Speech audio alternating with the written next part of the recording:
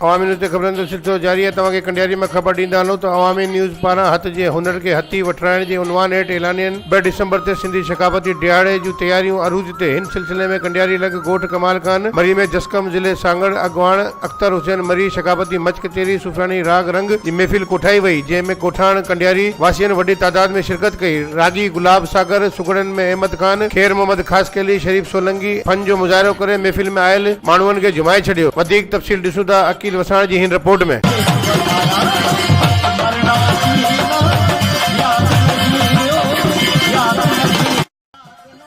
अवामी न्यूज़ पारां हथ जे हुनर खे हथी वठराइण जे उनवान हेठि ऐलानियल 2 डिसंबर ते सिंधी सकाफ़ती ॾियारे जूं तयारियूं उरूज ते। उन सिलसिले में कंडियारी लॻ ॻोठ कमाल खान मरी में जसकम ज़िले सांगड़ अॻवान अख्तर हुसैन मरी सकाफ़ती मच कचहरी सूफियाणी राग रंग जी महफ़िल कोठाई, जंहिंमें ॻोठाणनि कंडियारी वासियुनि वॾी तादाद में शिरकत कई। रागी गुलाब सागर सुगड़नि में अहमद खान, खैर मोहम्मद खासकेली, शरीफ सोलंगी फन जो मुज़ाहिरो करे महफ़िल झूमाए छॾी। सिंध में हैरान आहे।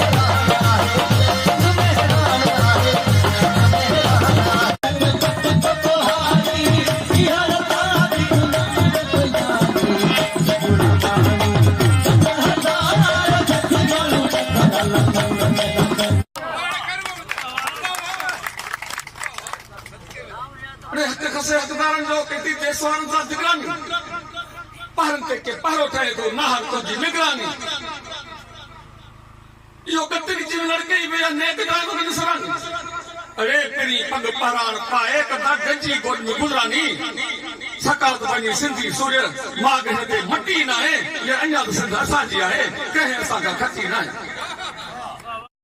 हिननि अवामी न्यूज़ सां ॻाल्हाईंदे चयो त जा थोराइता आहियूं जॾहिं बहितरीन मतिलबु जेको आहे स्लोगन तले इहो हथ जे हुनर ते ॾींहुं मल्हाए रही आहे जेकी आहे। अॼु हिते असां जेके हिन प्रोग्राम में आहियूं हिते बि तव्हां ॾिसो पिया मुंहिंजे पोयां केतिरियूं रलियूं इहे बि असांजे सिंध जी सकाफ़त आहिनि, हुनर में शुमार थियनि थियूं। अॼुकल्ह जे नौजवाननि खे ॼाण ॾियणु तमामु ज़रूरी आहे त हथ जो हुनर बि तमामु ज़रूरी आहे। जीअं पुराणे दौर में या हींअर जे दौर में जेके हथ जो हुनर आहे उहो तमामु घटिजे पियो, जेको आहे उनजो मतिलबु तमामु घटिजे पियो। त असां सलाम पेश कयूं था अवामी न्यूज़ टीवी खे त अॼु उन्हनि इहा हिते मच कचहरी मुनक़द कई आहे जंहिंजो स्लोगन आहे हथ जो हुनर। असां उमेद कयूं था अहिड़े तरीक़े सां अॻिते बि अवामी न्यूज़ जेकी टीवी आहे अहिड़े क़िस्म जूं मच कचहरियूं ऐं हथ जे हुनर ते आगाही प्रोग्राम मुनक़द कंदी रहंदी। हथ जे हुनर ते तमामु घणी जेका महिनत कई आहे ऐं उन ते जेको कमु कयो आहे ऐं उन में शोर ॾिनो आहे, छो जो उहो कमु काफ़ी वक़्त खां रुकियलु हो ऐं हीअं जेको आहे मच कचहरी जो इंतज़ाम कयो आहे। सिंधो अमर तो ता सदके सिर तुंहिंजा जोधा पुट जवान कंदा, अली जा पहलवान कंदा। सिंधो अमर तो ता सदके सिर तुंहिंजा जोधा पुट जवान कंदा, अली जा पहलवान कंदा।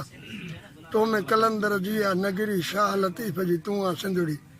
तव्हांजे अवामी न्यूज़ जा असां थोराए तव्हांजो हिन हुनर वारे कम खे कोशिशि करे हथी ते ॾियारे पियो ऐं अॻिते हली असां बि उमेद कयूं था त जेको सांगड़ भर पासे ख़ासि करे कंडियारी वारे इलाइक़नि में जेको हथ जो हुनर आहे उनखे सुठी मोट मिले, अॻिते मार्केट में रसाई थी सघे त जीअं बहितर पैसो मिलंदो त हथ जो हुनर में बि इज़ाफ़ो थींदो। अवामी न्यूज़ पारां हथ जे हुनर खे हथी वठराइण जे उनवान हेठि सकाफ़ती ॾियारो मल्हाइण खे सारायो। कैमरामैन गुलाम मुस्तफ़ा साईं मंटार ताईं सां गॾु अकील वसाण, अवामी न्यूज़ कंडियारी। सिंधो अमर तो ता सदके सिर तुंहिंजा जोधा पुट जवान कंदा, अली जा पहलवान कंदा। सिंधो अमर तो ता सदके सिर तुंहिंजा जोधा पुट जवान कंदा, अली जा पहलवान कंदा। तो में कलंदर जी आहे नगरी शाह लतीफ़ जी तूं आहे सिंधड़ी। तव्हांजे अवामी न्यूज़ जा असां थोराए तव्हांजो हिन हुनर वारे कम खे कोशिशि करे हथी ते ॾियारे पियो ऐं अॻिते हली असां बि उमेद कयूं था त जेको सांगड़ भर पासे ख़ासि करे कंडियारी वारे इलाइक़नि में जेको हथ जो हुनर आहे उनखे सुठी मोट मिले, अॻिते मार्केट में रसाई थी सघे त जीअं बहितर पैसो मिलंदो त हथ जो हुनर में बि इज़ाफ़ो थींदो।